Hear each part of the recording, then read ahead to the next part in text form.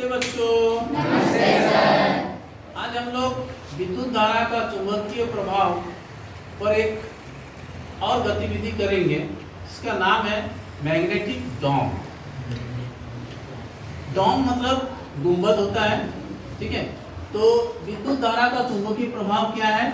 जब किसी चालक तार से होकर के विद्युत धारा प्रवाहित होती है तो वो चालक तार एक चुंबक की भांति व्यवहार करता है और उस तार के चारों ओर चुंबकीय क्षेत्र बनता है और उसमें चुंबकीय क्षेत्र में चुंबकीय बल रेखाओं का एक निश्चित दिशा होती है, जिसे हम दक्षिण हस्त अंगुष्ठ नियम कहते हैं या मैक्सवेल का कॉर्कस्क्रू नियम कहते हैं। ये नियम कहता है कि दक्षिण हस्त मतलब दायां हाथ का अंगूठा अगर विद्युत धारा की दिशा को दिखाता है तो उसकी बाकी उंगलियां चुंबकीय क्षेत्र रेखाओं की दिशा को बताता है। तो इसे भी हम प्रमाणित करेंगे और साथ में किस तरह से विद्युत धारा के द्वारा चुंबकीय प्रभाव होता है इसे भी हम देखेंगे।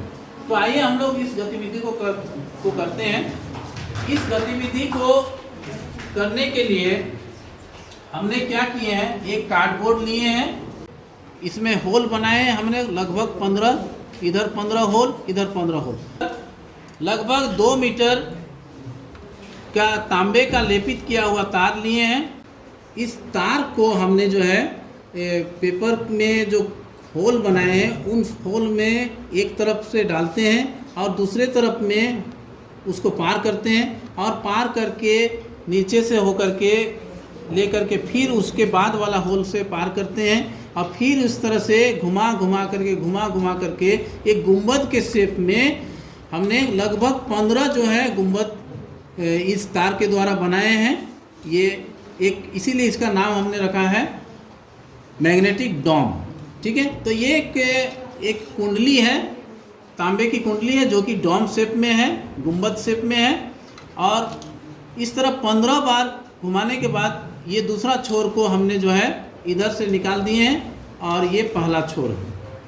इसके बाद हमें एक बैटरी चाहिए, एक मैग्नेटिक कंपास चाहिए।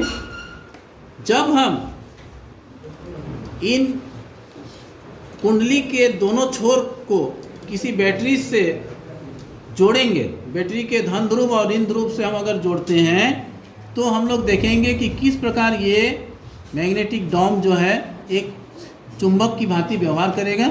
जैसे हम इसमें जोड़ रहे हैं आप देख रहे होंगे चुंबकीय सुई जो है विक्षेपित हो रहा है। तो ये दिखा रहा है कि ये कुंडली जो है विद्युत धारा प्रवाहित होने के कारण वो एक चुंबक की भांति व्यवहार कर रहा है, इसलिए वो दूसरे चुंबक को विक्षेपित कर रहा है।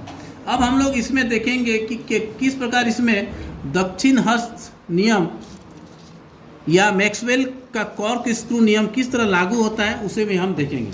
तो जैसे हम जानते हैं कि कॉर्कस्क्रू नियम ये कहता है कि विद्युत धारा की दिशा अगर दाएं हाथ का अंगूठा हो तो बाकी उंगलियां जो है उसके चुंबकीय क्षेत्र रेखा की दिशा को बताती है। तो जैसे ये इधर से हमने धन ध्रुव को जोड़ा था तो ये तार यहाँ से होकर के ऐसे होकर के घूम रही है और फिर नीचे से होकर के फिर इस तरह से घूम रही है।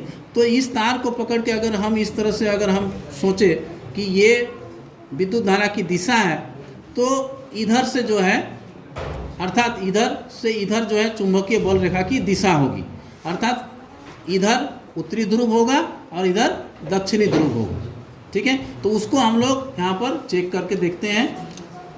बैटरी का धन ध्रुव को इधर से हम जोड़ते हैं और ऋण ध्रुव को इधर, और इस चुंबकीय सुई को हम इसके बाएं और दाएं हम लोग रख करके देखेंगे।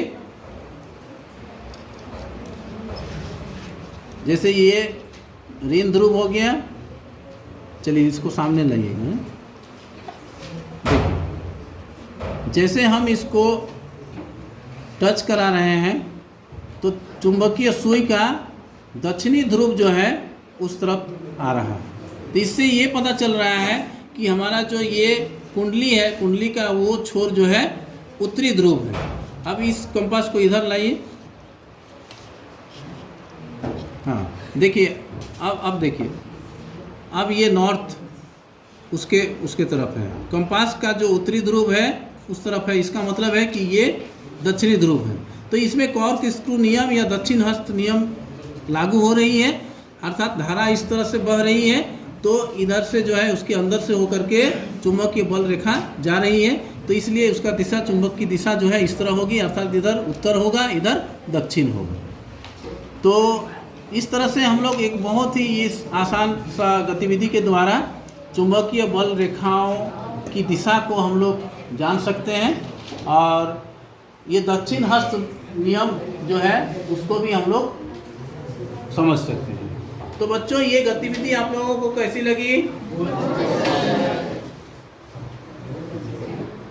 धन्यवाद।